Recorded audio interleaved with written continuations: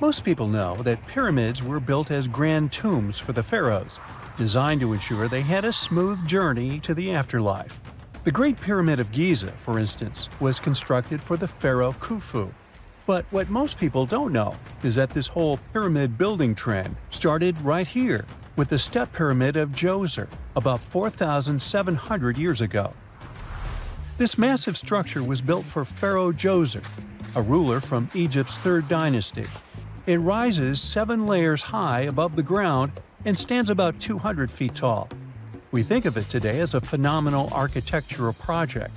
But for ancient Egyptians, the step pyramid of Djoser turned out to be more like a massive experiment, a trial run, if you will, to perfect their building skills before they moved on to even more ambitious pyramids.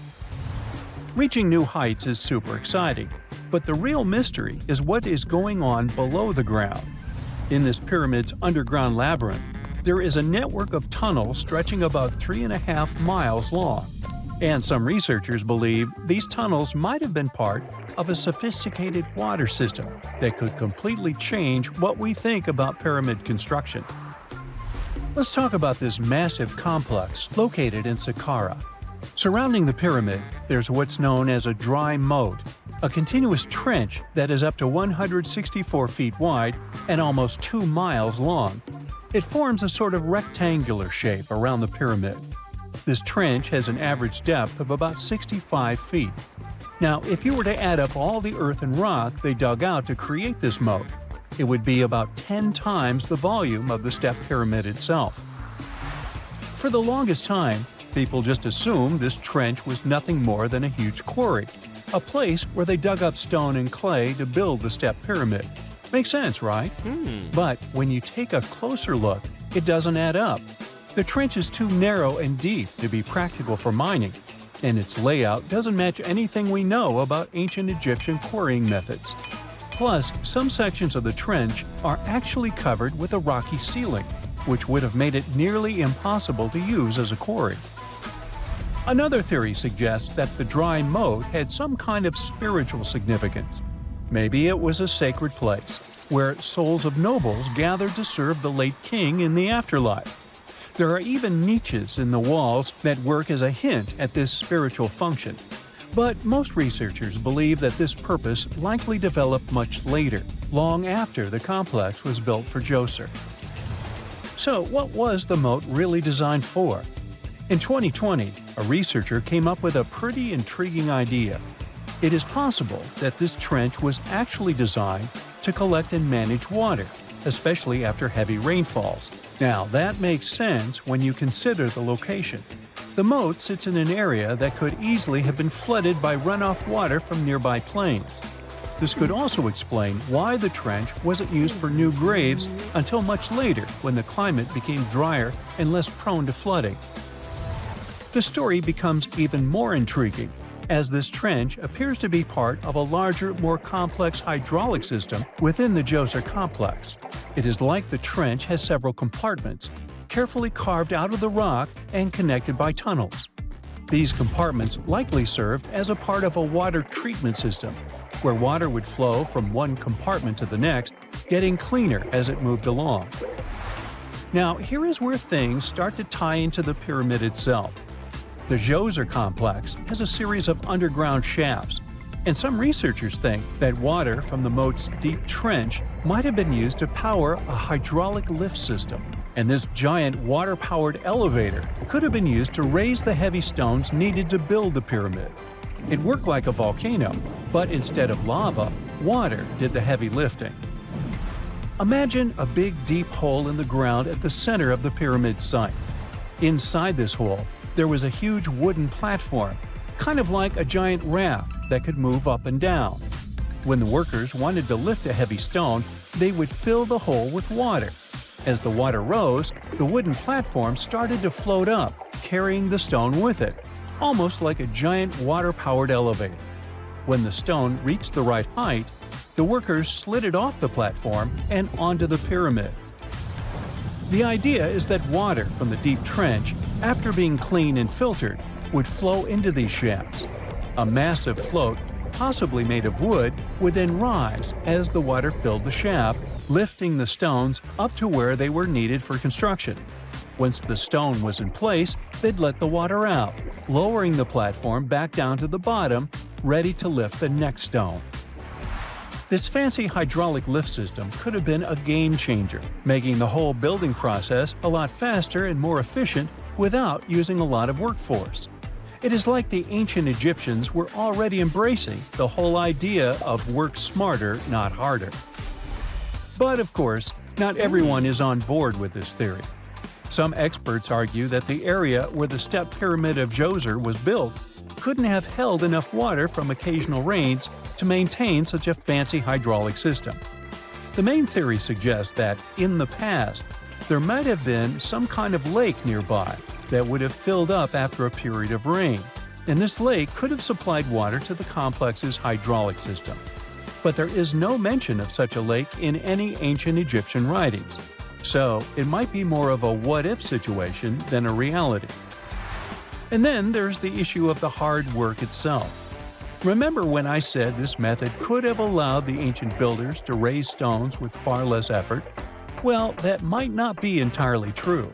According to some experts, just building this hydraulic device would have required a lot more heavy work than simply moving the stone blocks using good old-fashioned manpower. And let's not forget, the step pyramid of Djoser is like a baby pyramid compared to those that came later. The stones used for Djoser's pyramid weighed, on average, about 660 pounds each, which is nothing compared to the more than 2.5-ton blocks used later for the pyramid of Chephren. If this cool water lift theory gets completely ruled out, we still need to explain how this pyramid was built in the first place. To answer that, we need to rewind a bit and talk about the original plans. See, before Djoser's tomb became a pyramid, the idea was to construct a simple mastaba. This type of tomb was pretty common in earlier periods, a flat-roofed, rectangular structure with sloping sides. But after the original mastaba was finished, they decided to expand it a bit by adding more layers on top. And then they added even more layers, until the construction reached 6 distinctive steps, each one smaller than the previous. And they probably did all this by raising those heavy stones using ramps, not a water-powered elevator. There is still so much we don't know about the step pyramid of Djoser.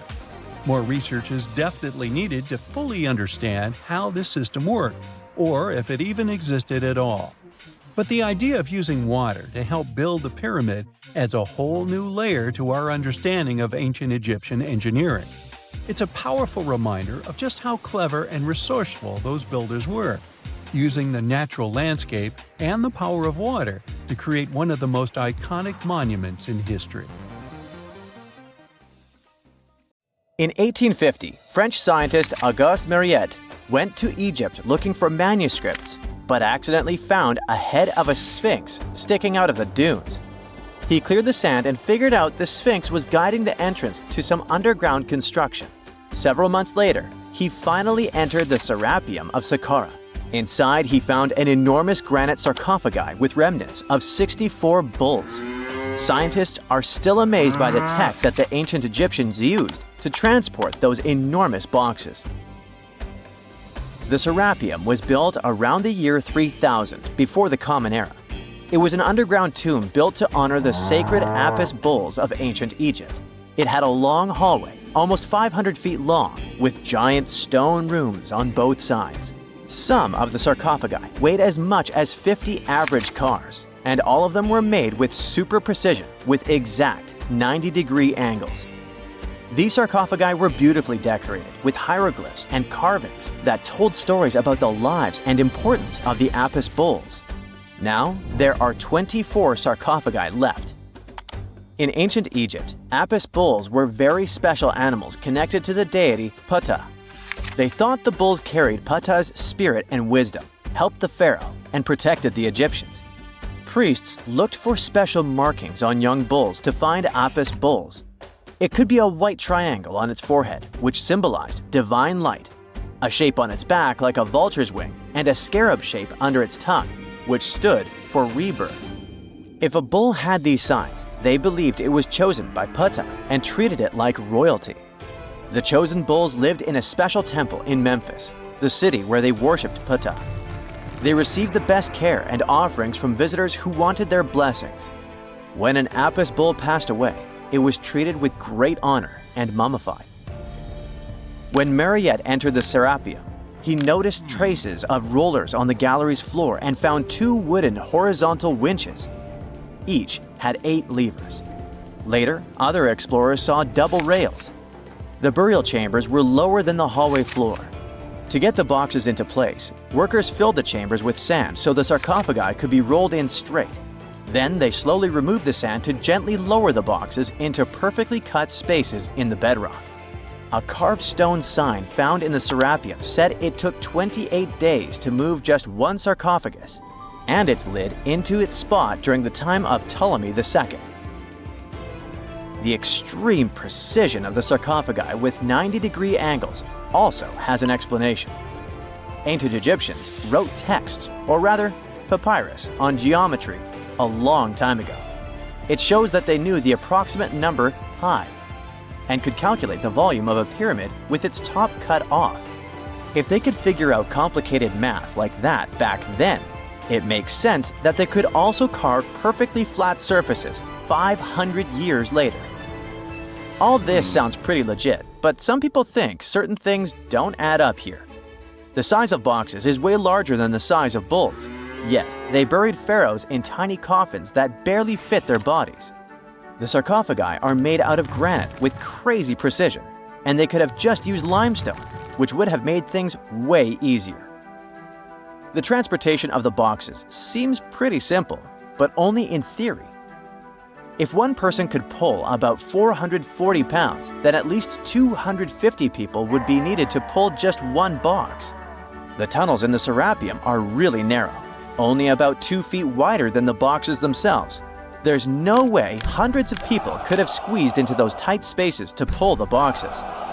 And even if they did, how would they turn the box in the cramped corridor, lower it into its niche, and place it perfectly in the middle?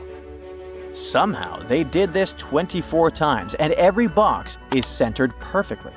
Plus, the chambers were dusty, and there were no signs of soot from lamps. This means they must have worked in almost complete darkness.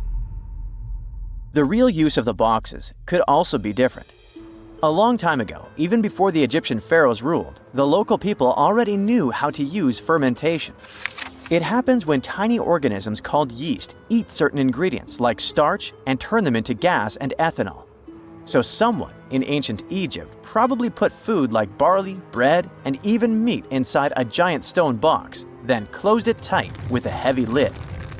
These stone boxes, carved from granite, were so precisely made that they were almost completely sealed, so nothing could escape from it.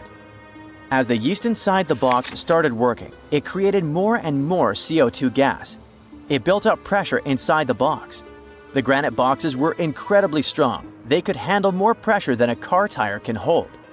When granite was squeezed under such pressure, its crystals produced a tiny electric charge. This effect was possible because granite contains quartz, a material that reacts to pressure this way. The process also needed meat or animal parts, possibly to help the yeast grow better. Meat contains something called oleic acid, which yeast needs to keep growing and to survive the bad effects of the ethanol it produces.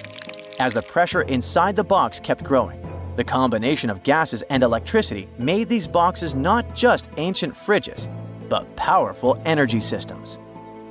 Over time, the pressure inside got so strong that it could push the lid open and the gas would escape with a pop. But when people rediscovered the Serapeum in 1850, they found old drawings that showed piles of stones stacked on top of some of the box lids. So, someone long ago probably tried to make the lids even heavier by adding extra weight to make it harder for the gas pressure to push them open. This extra weight also meant the quartz crystals in the granite could keep creating more electricity under all that pressure. If someone opened one of these stone boxes thousands of years later, they would only find bones from bulls that were placed in the box. And that's exactly what Mariette discovered in the 1850s. They opened the Serapeum for visitors soon after the first excavations in the second half of the 19th century. Prince of Wales even had a luncheon with his guests in one of the sarcophagi. Sands and earthquakes made the site inaccessible for a while, but now you can visit it again and try to solve the mystery yourself. With new tech, we could have answers to many other historical mysteries soon. A team of scientists at Chicago's Field Museum of Natural History recently used a special CT scanner to learn more about ancient Egyptian mummies without unwrapping them. They gently rolled 26 mummies on custom carts out to the parking lot, where the scanner was waiting. It took thousands of detailed X-ray pictures of each mummy and their coffins. When all the pictures were put together, they created 3D images that showed what was inside, the skeletons, and some artifacts. The scientists hope these images will help them understand ancient Egyptian burial practices from over 3,000 years ago. Even though the scanning process only took 4 days, it might take 3 years to study all the data.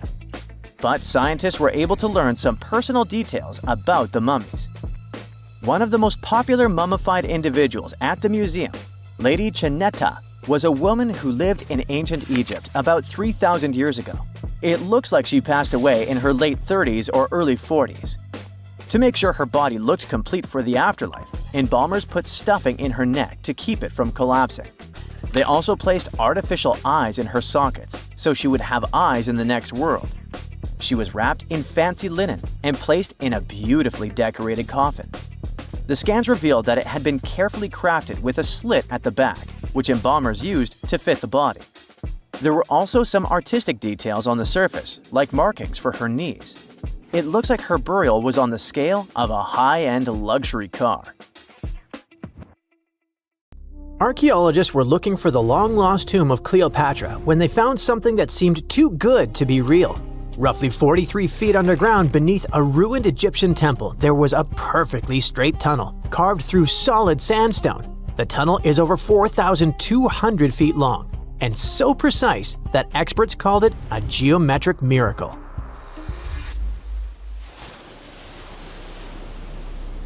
The tunnel sits beneath an ancient city west of Alexandria, near Egypt's Mediterranean coast. The team that found it carefully peeled back layers of stone and debris until they hit this passage, about 6.5 feet tall, cut cleanly into bedrock. There were no collapse marks or wandering curves, just precision. If you've ever tried to drill a straight hole into a wall at home and failed within seconds, imagine doing this underground for nearly a mile. Ancient builders had no GPS, no lasers, no modern surveying tools. Yet, this tunnel stays remarkably level over its entire length. That means they understood gradients, angles, and distance in a way that goes far beyond stack stones and hope. Engineers today rely on machines to maintain that kind of accuracy underground. These people relied on knowledge, repetition, and patience. Parts of the tunnel now sit underwater or collapsed, probably after several earthquakes that struck the region centuries ago. Some experts think the tunnel may have once connected the temple to water sources or ritual areas closer to the sea. Archaeologists noticed that the Egyptian tunnel is an exact replica of the Eupalinos tunnel in Greece. It's believed to be one of the most important engineering achievements of antiquity, which only makes the Egyptian tunnel more special. Underground passages in ancient Greece linked temples to sacred springs. Back in ancient times, people moved through space in specific ways, underground and above, to reenact myths and journeys of gods. A tunnel like this could represent a path to the underworld, rebirth, or divine transition. Nobody would invest this much effort in construction just for decoration. Plus, in earlier digs at the site, archaeologists pulled up all kinds of artifacts, including coins with the names and faces of Cleopatra VII and Alexander the Great. They also found figurines, statues of deities, a mummy with a gold tongue, and even an entire cemetery packed with Greco-Roman style mummies. The perfect geometric tunnel isn't an isolated flex.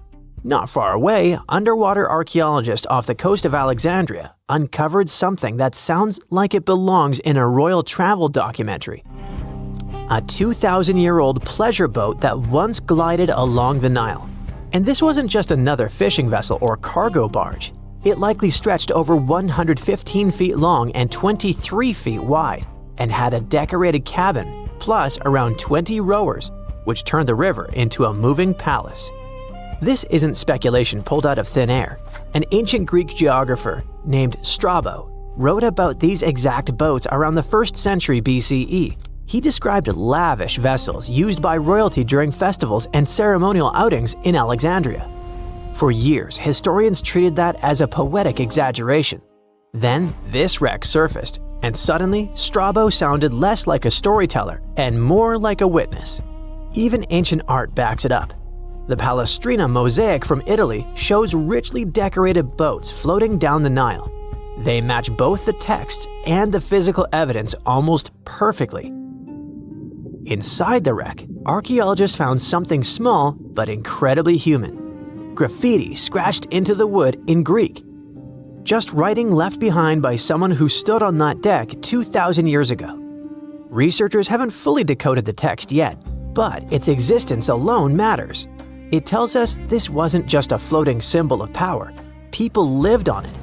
It was sort of like a modern luxurious yacht, and the Nile was like a highway. All types of vessels with passengers were moving back and forth, visiting friends, carrying their goods for trade, doing business, and, of course, going on pleasure cruises. The location of the pleasure boat makes the story even better. The boat sat near the temple of Isis on Antirodos, an island that once hosted royal and religious buildings before earthquakes and rising seas erased it from the surface. That temple collapsed around 50 CE, and researchers believe the boat may have sunk during the same disaster. Another recent find that has to do with life on the Nile is the lower part of the massive worship complex about 10 miles southwest of Cairo. It connects directly to an upper temple dedicated to Ra, the Egyptian deity of the sun. The newly excavated part is a 4,500-year-old valley temple. The upper temple sits on higher ground, and archaeologists excavated it years ago. The valley temple is closer to the Nile, and it's connected to the upper part by a causeway. A German Egyptologist actually started excavating part of the temple back in 1901, but the groundwater sat much higher then, and he had to stop. Now, the groundwater level is lower, and a modern team has managed to excavate about half of the Valley Temple since 2024. Once they got in, archaeologists uncovered the remains of a columned entrance portico. Then they found blocks carved with a calendar of religious events, almost like an ancient public schedule. The text includes feasts for Sokar, a falcon-headed deity linked to Memphis, which was a major capital during the Old Kingdom, plus the Festival of Min, a fertility deity, and even the Procession of Ra. The calendar blocks all showed up around the entrance portico area, which most definitely means that the outside facade of the temple displayed this long feast calendar publicly. That's why archaeologists think this might be one of the earliest examples of a true public calendar ever found. A literal event list for an entire community, built into the architecture. On top of that, the team found dozens of decorated blocks covered in inscriptions that named a pharaoh who ruled around 2420 to 2389 BCE and had the temple built. This temple shows how people moved through ancient Egypt. Because the upper temple handled the main worship, but the valley temple made the whole place accessible. It acted like the landing area for boats coming in, either directly from the Nile or more likely from one of its side channels. So instead of hiking across desert terrain, visitors could arrive by water, step onto the temple's landing stage, enter through the Valley Temple, then head up the causeway ramp toward the upper temple on the hill. After about a century of use, researchers found that the Valley Temple had been repurposed into a residential area. And the best part is, what they found from that era: 2 wooden pieces used for playing Senet, an ancient board game. Senet shows up at other Egyptian sites too, including King Tutankhamun's tomb, but nobody fully agrees on the rules today. Some discoveries in Egypt create new mysteries instead of solving the old ones. Earlier in 2025, archaeologists announced the discovery of the first pharaoh's burial found in or near the Valley of Kings since King Tut's tomb in 1922. The newly found tomb of Thutmose II flooded almost immediately after burial. Ancient officials rushed in, removed the mummy and most of the grave goods, and hid them somewhere else. The weirdest part is that an alabaster ointment jar inside the tomb links the burial directly to Hatshepsut, Thutmose II's wife and half-sister. The inscription basically says she made this monument for him, which proves she arranged his burial. But it still doesn't explain why she placed him here and later chose the Valley of the Kings for herself.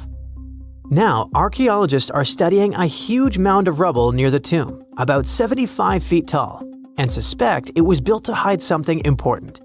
If a second tomb sits underneath, it could be complete and undisturbed. So, the deeper the archaeologists dig, the more ancient Egypt stops feeling like a gone civilization and starts feeling like a paused one.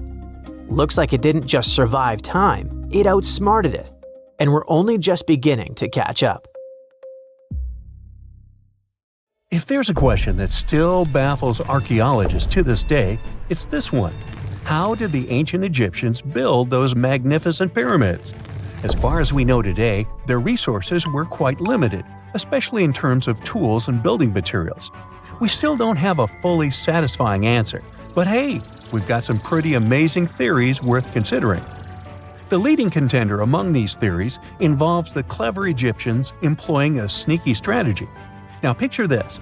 They constructed a slanted and curving mound made of bricks, earth, and sand encircling the pyramid to be. As the pyramid grew taller and taller, they simply increased the height and length of this wacky structure. It's like they were playing an ancient game of Jenga. Now, how did they get those massive stone blocks up there?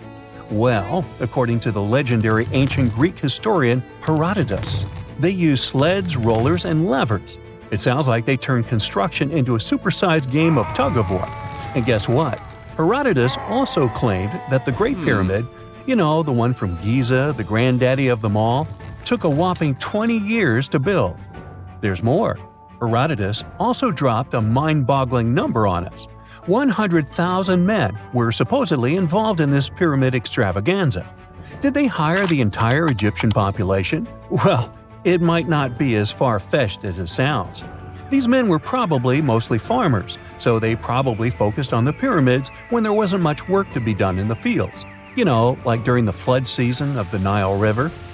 Obviously, specialists in the archaeological community had something to add to this theory. By the late 20th century, they discovered some evidence that suggests the workforce might have been smaller and more permanent than previously thought. Instead of a massive army of 100,000 pyramid builders, they proposed that a modest crew of around 20,000 workers, accompanied by support personnel like bakers, physicians, and even spiritual leaders, could have gotten the job done. There was also this theory that claimed that the pyramids were actually built from the top downward. It suggested that these colossal structures were nothing more than isolated hills used as quarries. The stones were supposedly drawn from these hills, and over time, competing engineers took charge and transformed them into the iconic pyramids we know today. Now, before you dismiss this theory as a wild fantasy, some folks thought it wasn't completely crazy.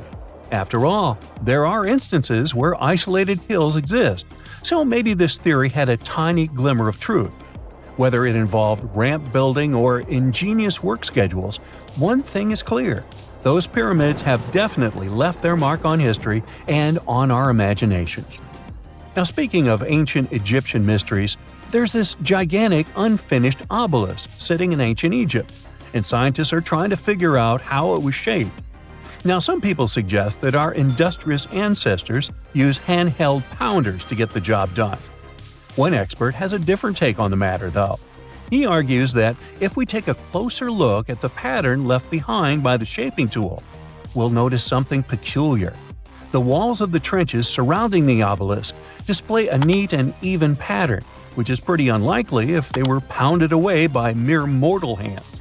According to this expert, those horizontal striations are usually the result of a tool that takes breaks while removing material, leaving its mark on the surface.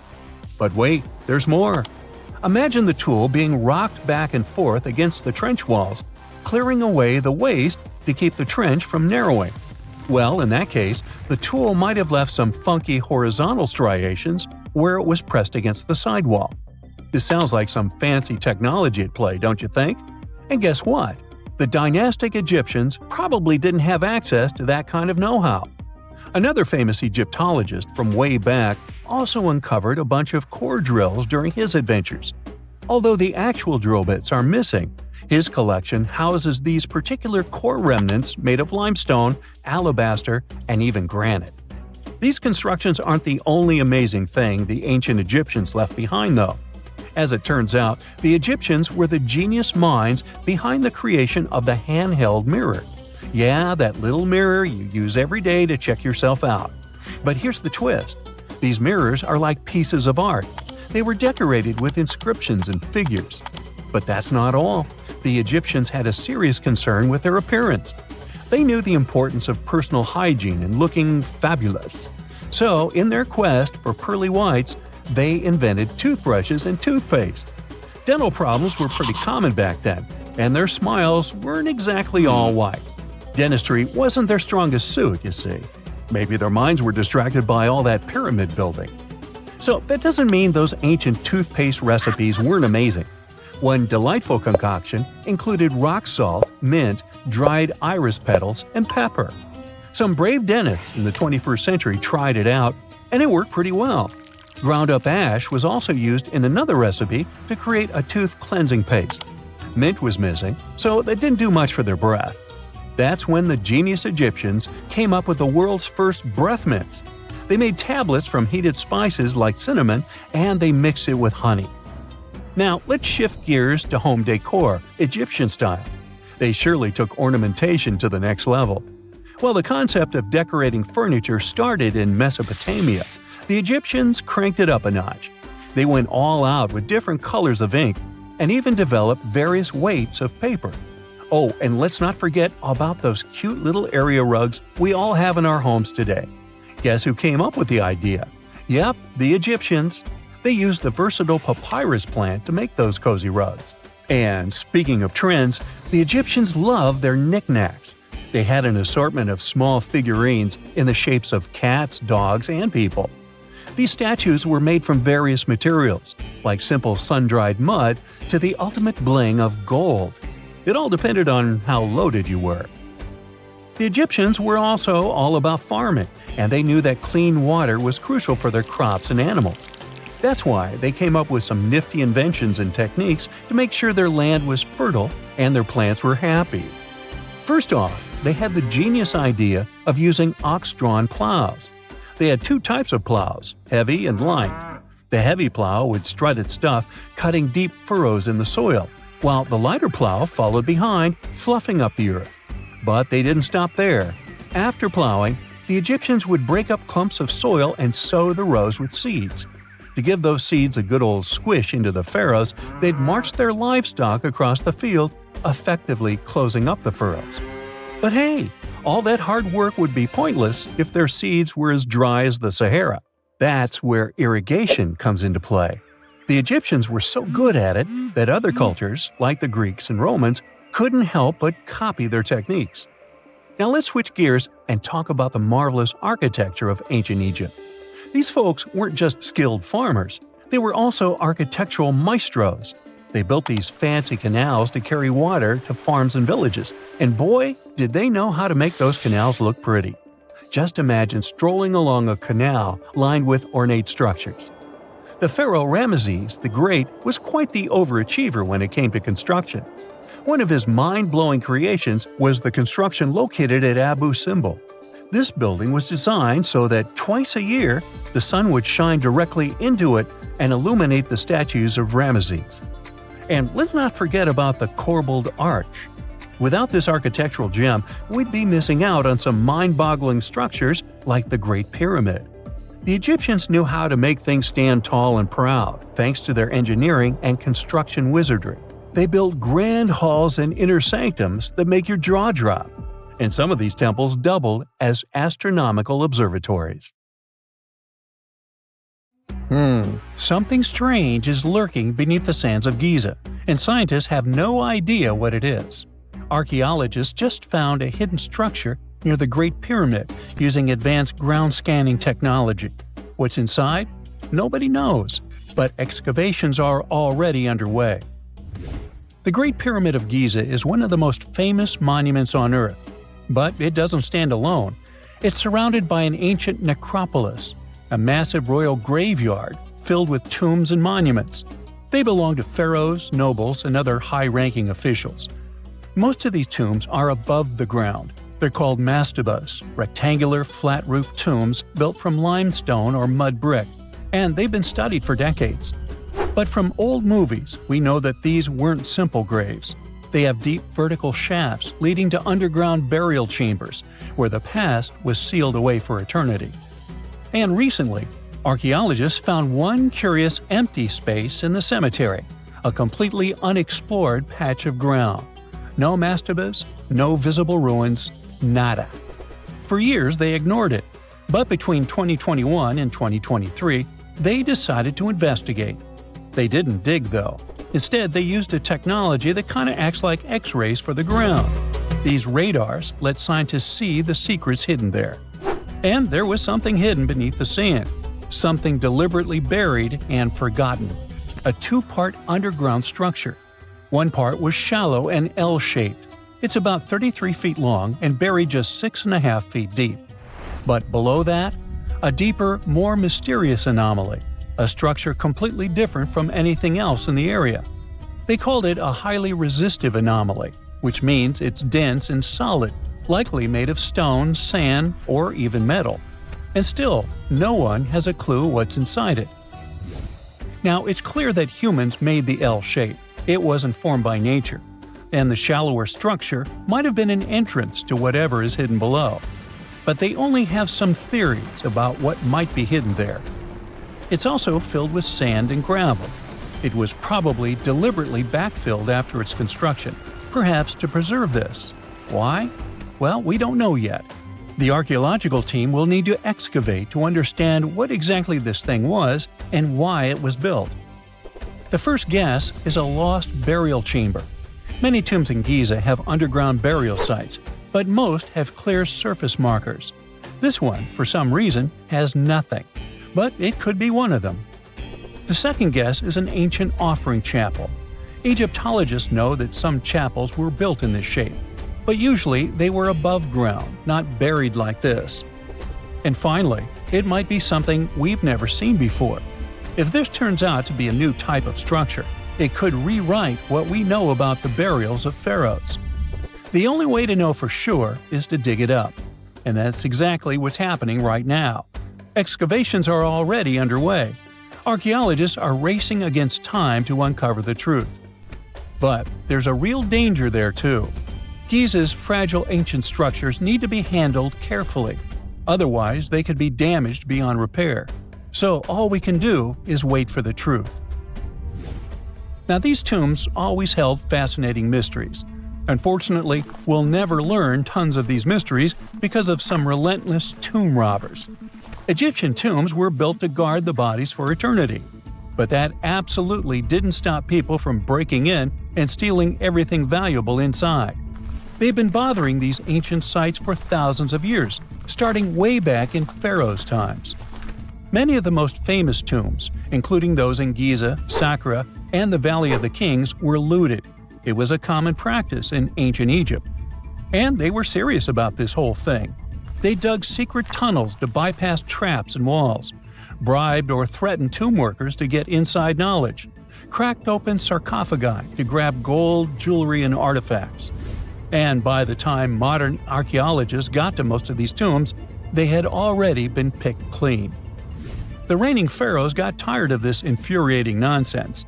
The Valley of the Kings, the famous burial ground of Egyptian royalty, was supposed to be the ultimate safe zone. Tombs were built deep underground, hidden in the desert. Passages were sealed with giant stone blocks. False doors and traps were added to confuse thieves. Even curses were written on the walls, warnings of horrible endings for anyone who dared to disturb the tomb, which is exactly where we got all those horror stories about mummies from. Spoiler alert, none of it worked. Most tombs in the Valley of the Kings were fully robbed within 100 years of being sealed. Even King Tutankhamun's tomb, one of the most famous in history, was broken into twice in ancient times. Some of them decided to try and fight back. The New Kingdom rulers built hidden unmarked tombs in a way that should have prevented the looters from finding them, but didn't work.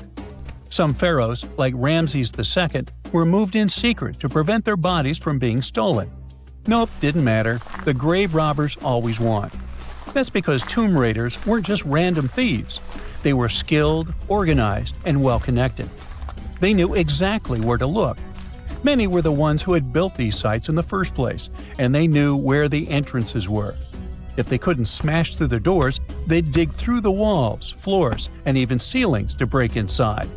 They also worked fast, often within a few years after the tombs were sealed, before anyone forgot where the valuable stuff was. The Khufu's pyramid, the one that's next to this newly discovered structure, was looted long before modern times. The one thing left inside when explorers got there? An empty granite box where the sarcophagus used to be. Unfortunately, it's not just about gold. History itself gets stolen during these raids. Ancient Egyptians wrote detailed records of what exactly and where they buried. So when archaeologists compare these lists to what's found, they can see what's missing, which is often everything valuable.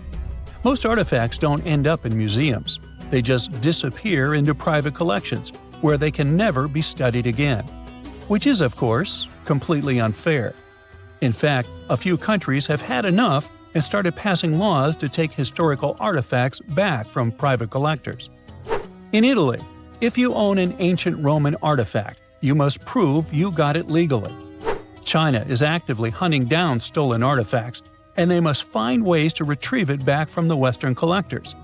In Egypt, they passed new laws making it illegal for private citizens to own any ancient Egyptian artifacts at all. Other countries, like the US, the UK, Germany, or Switzerland, are completely fine with rich guys owning their history. The British Museum is built on looted things.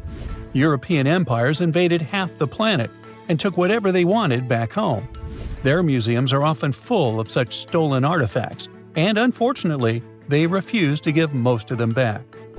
For example, the Rosetta Stone. It was taken from Egypt by Napoleon's army, then stolen again by the British after they beat the French.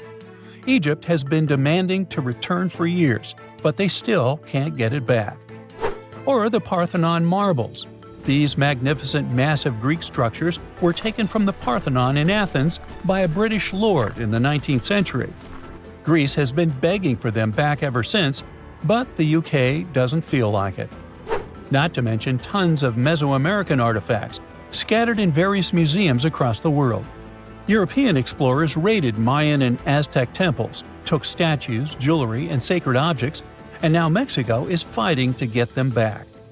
Well, wouldn't it be surprising even if this mysterious underground chamber has somehow been looted already? But if it's a newly found place, could it be one of the few that escaped the hands of grave robbers?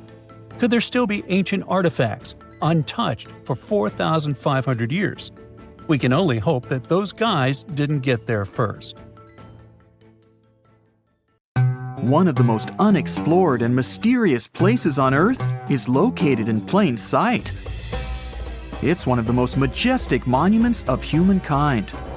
The wonder of the ancient world hides a secret that scientists and archaeologists still can't solve. This is the Great Sphinx of Giza in Egypt. The huge sculpture of a lion with a human head was carved out of rock about 4,500 years ago. Scientists still don't know the exact date of its creation and are also unaware of who built it and what for. There are many assumptions and theories, but none of them has been confirmed. Most people have seen this majestic sculpture either in photographs or in reality, but almost no one knows what's hidden underneath it. The statue of the Sphinx was carved from a single piece of limestone. It was painted. The remains of color pigment on the surface prove this.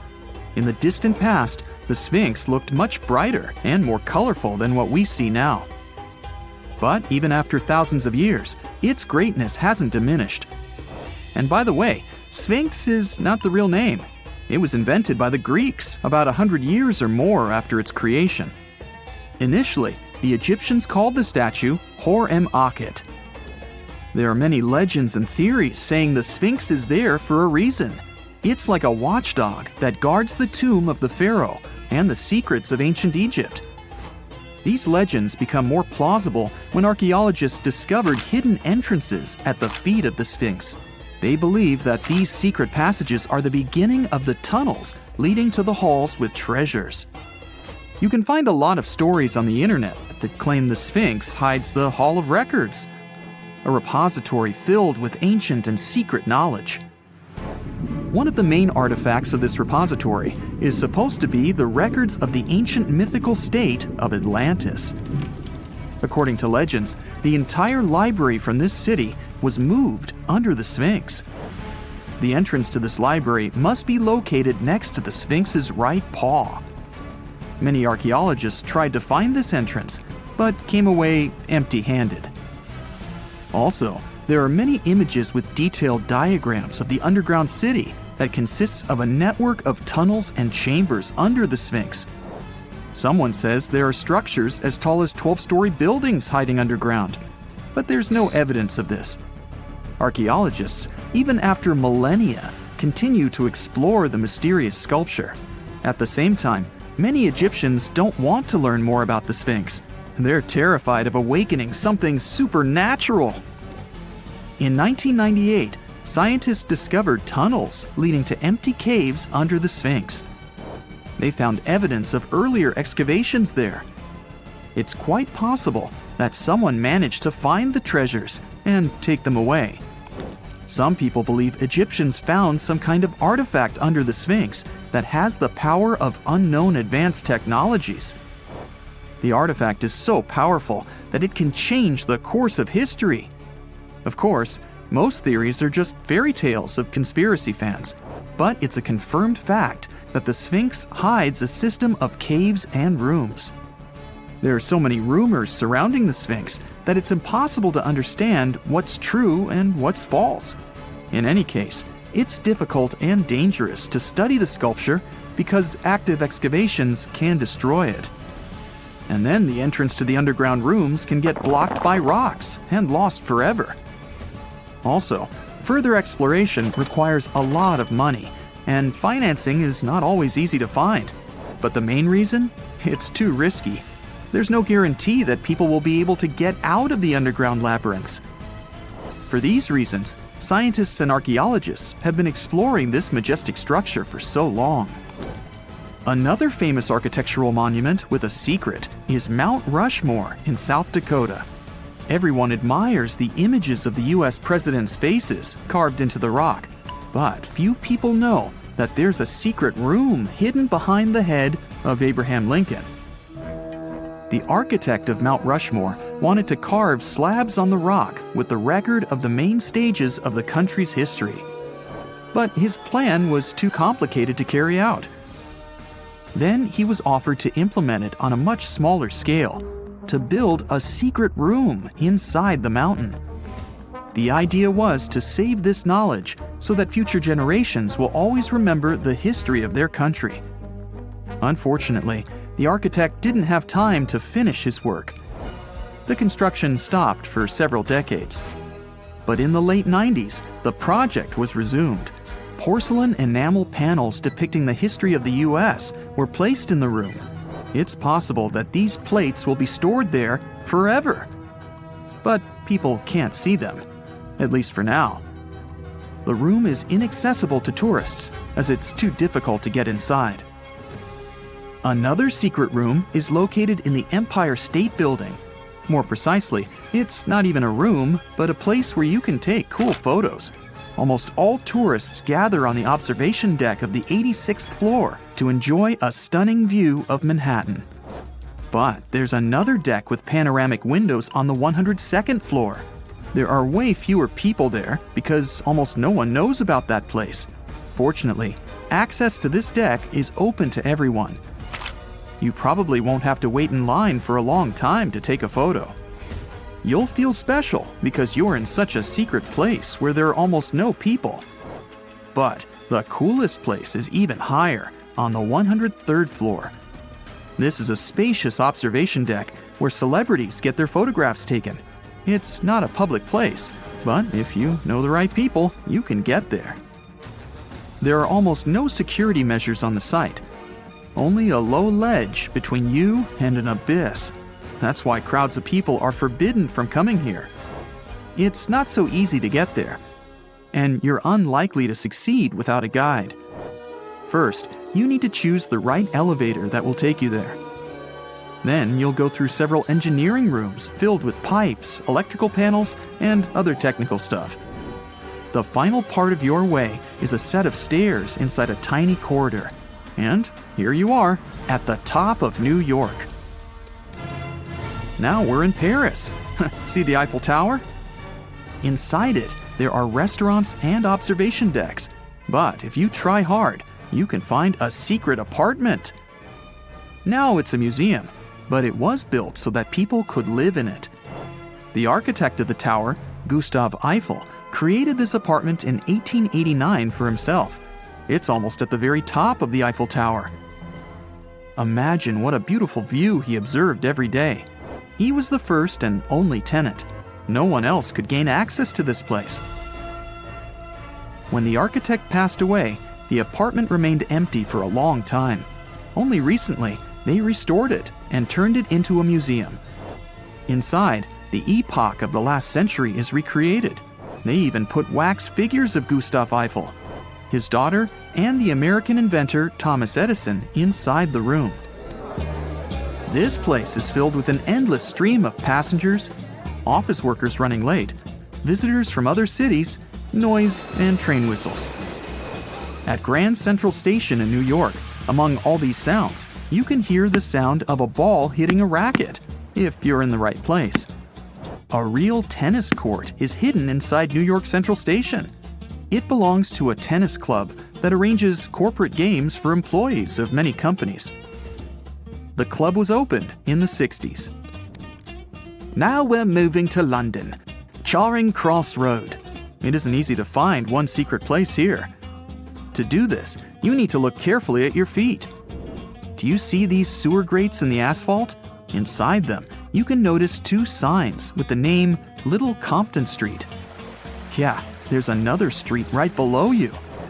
It disappeared from all maps at the end of the 19th century. Charing Cross Road was built over it. The identification signs that you see are part of old engineering tunnels. There's another interesting place in London. It's located in the southeast corner of Trafalgar Square. At first glance, it looks like a thick lamppost, but there are too many tourists walking around. You come closer and realize that one person can easily fit inside the post. The lamppost belongs not to an electrician, but to a police officer. Yeah, this is the smallest police station in the world. It was built in the 1930s and used as a watch post. Officers had to sit there one by one and watch Trafalgar Square. That always attracted a lot of pickpockets and all kinds of other criminals. You're heading to Spain with a team of archaeologists to try to find some ancient artifacts. You get lucky and uncover one of the greatest treasures of the Iberian Bronze Age.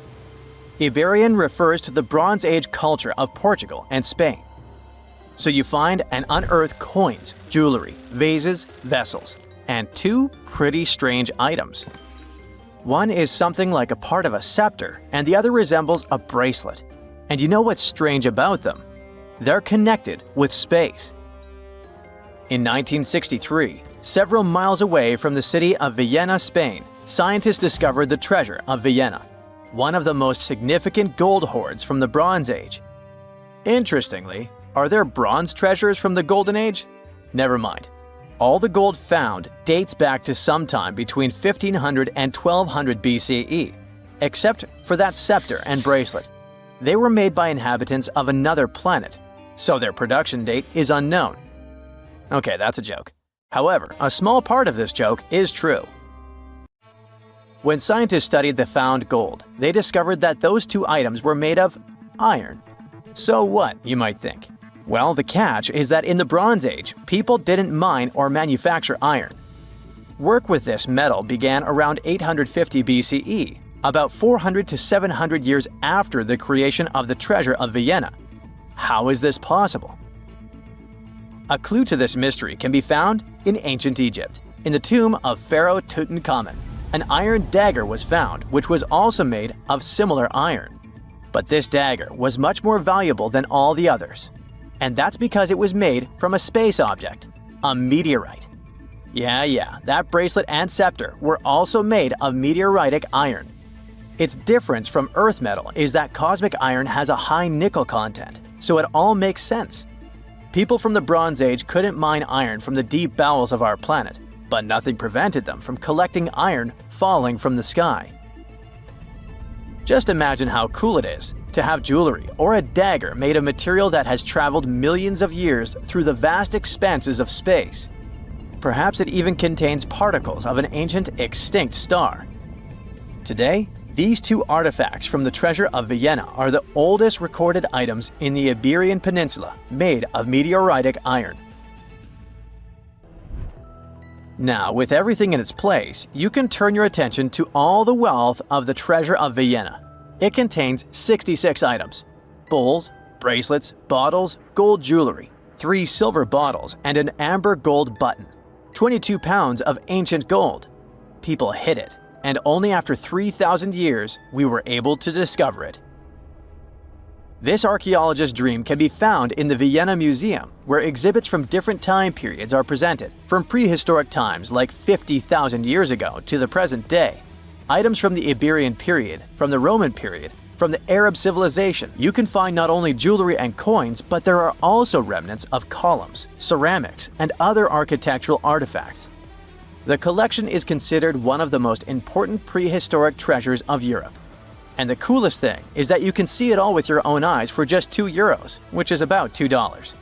Go to Vienna, find the museum, and enjoy. Hey buddy, I heard you have a metal detector. Could you help me find a hammer I left somewhere in the field? Your old farmer friend asks. You take a metal detector and go searching, but instead of a hammer, you find hundreds, even thousands of silver coins worth $2 million. You're so happy that the farmer lost that hammer, and now you're rich. Stop! Considering that this land belongs to the farmer, would you tell him about the find or take it with you? In reality, neither of these options happened. In 1992, Eric Laws was helping a farmer search for a lost hammer in a field near Hoxne, Suffolk, England. The metal detector stumbled upon a hidden treasure, a huge one. There were silver spoons, gold jewelry, more than 500 gold coins, and about 14,000 silver ones.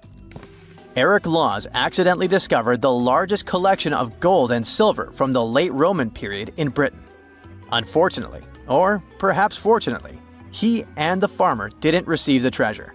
It's now in the British Museum. Let's move away from the farmer's field to somewhere on the Mediterranean coast. Imagine you're a scuba diver. There was a strong storm yesterday, but now with the water calm, you dive in and discover the seabed covered with gold dinars. This story happened in 2015. The coins which the storm brought to the shore might have been minted even before the First Crusade that started in 1096. This collection is one of the most impressive archaeological finds in the world. All these treasures surely can make the heads of those who find them spin, but they end up in a museum. And that's a good thing, because such wealth can drive a person crazy. A metal detector and a diving suit helped people discover ancient treasures. What's next? How about a dog? Yes, it could be perhaps a great replacement for a metal detector, by the way. So in 2013, 2 people were walking their dog in Northern California on their property. Suddenly, they discovered a rusty can filled with coins minted from 1847 to 1894.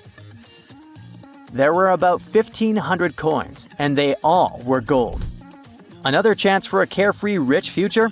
Not this time. The find caused a lot of controversy among specialists. There was one version, according to which these coins could have been stolen from the US Mint. But later, the US Mint debunked this suggestion, as they'd never had this gold in their storage. Anyway, it's interesting what the point was in hiding it all in someone else's yard. Some thief risked their freedom and life to get rich. When they succeeded, they just hid the coins as if they never existed. What a strange deal. Coins, jewelry, meteorite items, it's all cool. But let's end our video with something grand and epic. Archaeologists were conducting research near the Mediterranean coast of Egypt and discovered a treasure trove inside a sunken temple and sanctuary. Despite the waves, earthquakes, and seawater, the massive find was preserved in a not bad condition. The temple was built a very long time ago and collapsed in the middle of the 2nd century BCE. It was an important structure in ancient Egypt. People considered this place holy. Pharaohs came to the temple to seek help from the higher powers of Egyptian mythology to obtain titles for their rule. Titles of kings of the universe. For many people, this place was like the center of the universe, and now it lies forgotten on the seabed, almost ruined. Time spares nothing. Researchers found out the temple had been part of an ancient port city. A long time ago, an earthquake occurred in this area and destroyed the city.